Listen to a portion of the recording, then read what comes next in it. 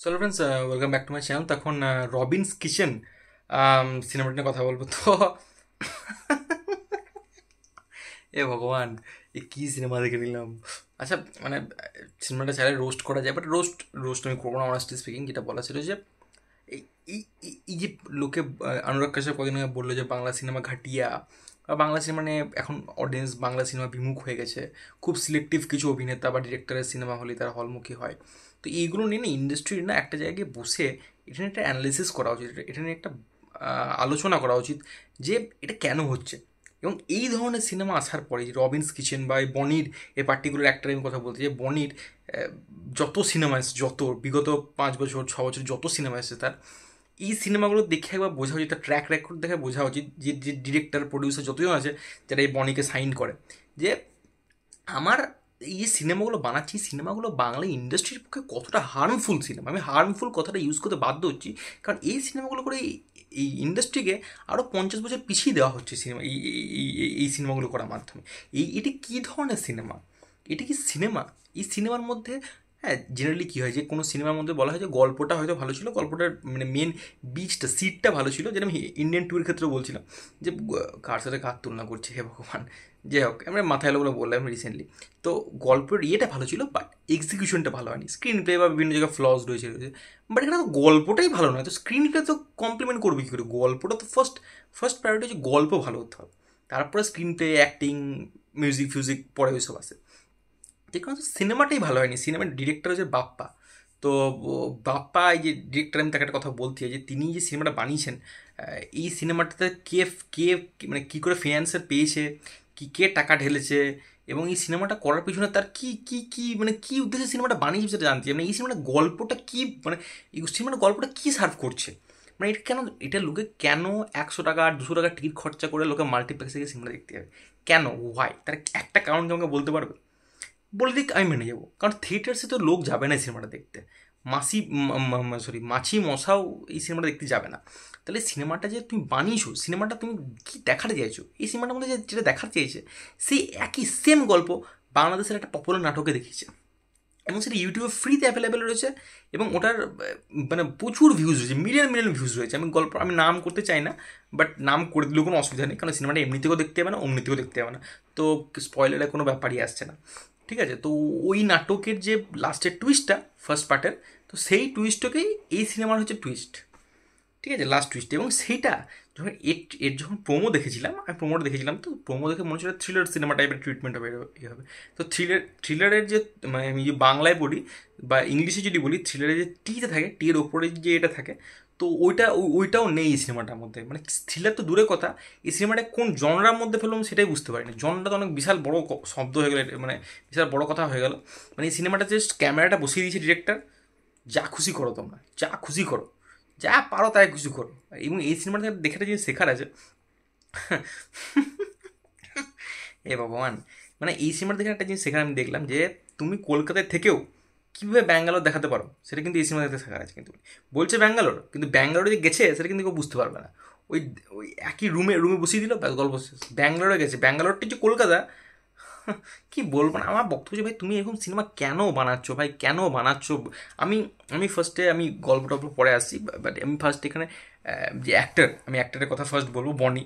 কারণ আমি অনেক দিন ধরে এই পার্টিকুলার অ্যাক্টরের সিনেমা ফলো করছি, অনেকগুলো সিনেমা।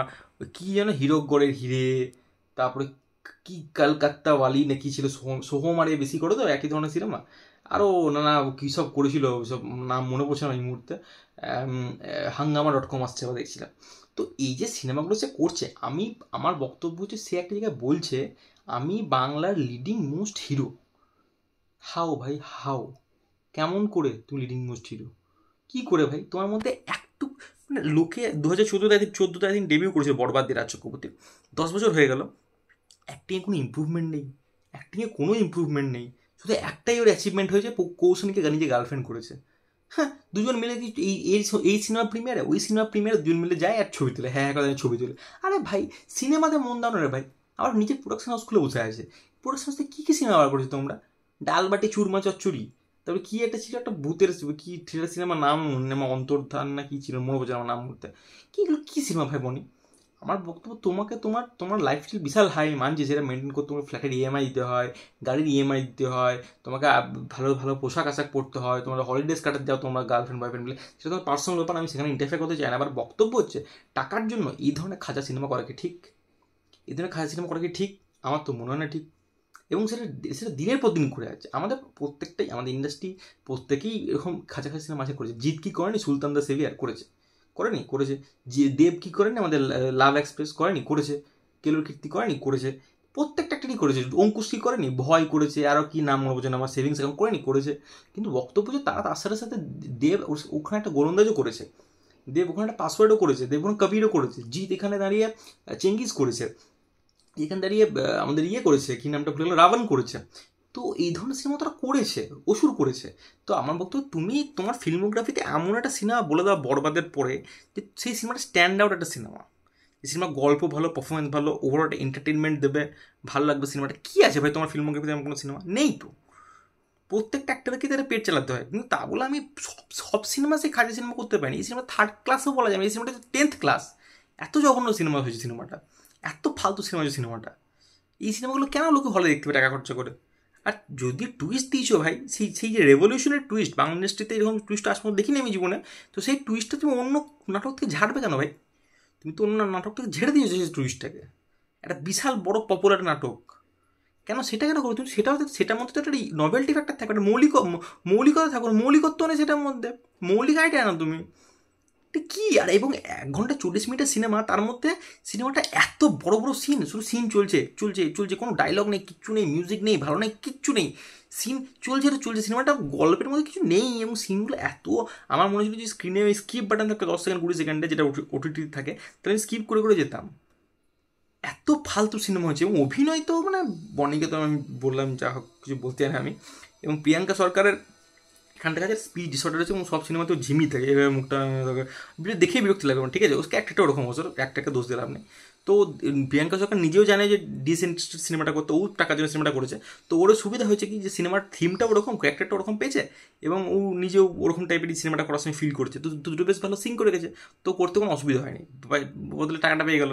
হ্যাঁ, কি আর বলবো কিছু। এবং এখানে প্রত্যেকটা যারা সাপোর্টিং কাস্ট, তাদেরকে নিয়ে কথা বলতে চাই, সাপোর্টিং কাস্টে প্রত্যেকে হচ্ছে নন অ্যাক্টার, প্রত্যেকে নন অ্যাক্টার। ওখানে দুজন ছেলে ওই বনির সাথে ওই রবিন স্ক্রিন চালু করে, ওদের জন্য নন অ্যাক্টার। যে ভিলেন বানিয়েছে, ওরি বাপ ভাই, ভিলেনটা কি করেছে আমার, এই ভিলেনটা হচ্ছে একটা নমুনা, নমুনা একটা মানে জোকার হিসেবে, জোকার। একেই তো এইটুকু হাইট, 1 নম্বর, 2 নম্বর হাইটে অসুবিধা নেই, পারফরমেন্স ভালো দিলে দেখতে ভালো লাগে। ওটা চ্যালা আছে, রাইট হ্যান্ড আছে ওটা একটা, দুজনে মিলে সেটা বুলেটে করে আসে, আর সেই কবির সিং এর একটা ব্যাকগ্রাউন্ড মিউজিক দিয়েছে, ওইটাকে নিয়েই পুরো সিনেমা জুড়ে চলেছে ভাই। সব কিছু কপি করেছে, তাও কপি করেও সিনেমাটা ভালো করতে পারেনি। এত খাঁচা সিনেমা ওটা, গান ভালো নয়, কিচ্ছু ভালো নয়। আমার বক্তব্য, তুমি যে লাস্টে টুইস্টটা দিয়েছো, সেই টুইস্টটা আমি বুঝে গেছি সিনেমার টুইস্টটা এরকমই হবে। তা বক্তব্য, সেটা প্রেজেন্টও ভালোভাবে করো, প্রেজেন্টটাও ভালোভাবে করে, সেটা তো অন্তত স্ক্রিনে দেখতে ভালো লাগতে পারে ভাই। সেটা দেখতেও ভালো লাগেনি, কোনো সিন দেখতে ভালো লাগছে না, কোনো সিন। এবং এটা বর্ণি দেখাচ্ছে, একটা সিনে সোয়েটার পরছে, একটা সিনে অ্যাপ্রন পরছে, একটা সিনে শার্ট পরছে। ভাই এটা কি, এটা কি শীতকাল না গ্রীষ্মকাল? কিছু সময়ের মধ্যে শীতকাল হয়ে আছে, গ্রীষ্মকাল চলে আসছে। মানে সিনেমার মধ্যে কি ঋতুতে শ্যুট করে, সেটা মানে ঋতু দেখাচ্ছে, সেটা দিয়ে ডিরেক্টর পুরো কনফিউজ হয়ে গেছে। মানে কত জায়গায় ফ্লস। এবং সিনেমার প্রত্যেকটা জায়গা তো প্রেডিক্টেবল। একজন লোক একটা বিজনেস অফার নিয়ে আসছে, সেটা যখন লোকটা এন্ট্রি মারছে, দরজা যখন নক করছে, ঢুকবো কি ঢুকবো না, তখনই বোঝা যাচ্ছে এই লোকটা বনের কাছে বিজনেস অফার নিয়ে আসার জন্যই এসছে। মানে এত ফালতু জিনিস হয়েছে, এত ফালতু সিনেমা, খারাপ সিনেমা হয়েছে। তো আমি তো ডেফিনেটলি রেকমেন্ড করবো না সিনেমাটাকে। যদি কেউ দেখতে চায়, কারো প্রচুর পয়সা থাকে, সে দেখতে যেতে পারে। আর ছিল ওভারঅল ঠিক আমার এই সিনেমাটা নিয়ে। এবং সিনেমা তো হয়নি, মানে মানে সিনেমা তো কিছুই হয়নি, কিছু মানে সিনেমা নাকি কিছুই হয়নি এটার মধ্যে। এটার থেকে ক্লাস 5-এর একটা বাচ্চাকে যদি ভালো গল্প বলতে বলা হয়, তাকে শিখিয়ে দেওয়া হয়, সে এর থেকে ভালো মানে ইয়ে করে দেবে। এত বাজে খাজা জিনিস হয়েছে, এত খাজা জিনিস হয়েছে। তো ওভারঅল এটাই আমার সিনেমার বক্তব্য। তোমাদের যদি কেউ যদি দেখে থাকো, আমার মনে হয় না কেউ দেখে থাকবে, ডেফিনেটলি জানতে পারো তোমাদের কি রিয়াকশন, বক্তব্য। আর ভিডিওটা ভালো লাগে চ্যানেলটা প্লিজ সাবস্ক্রাইব করে দিও। আর আমাদের জুড়তে চাইলে ডিসক্রিপশন ইনস্টাগ্রাম লিঙ্ক দেওয়া আছে, সেখানে ফলো করতে পারো। Take care, good by.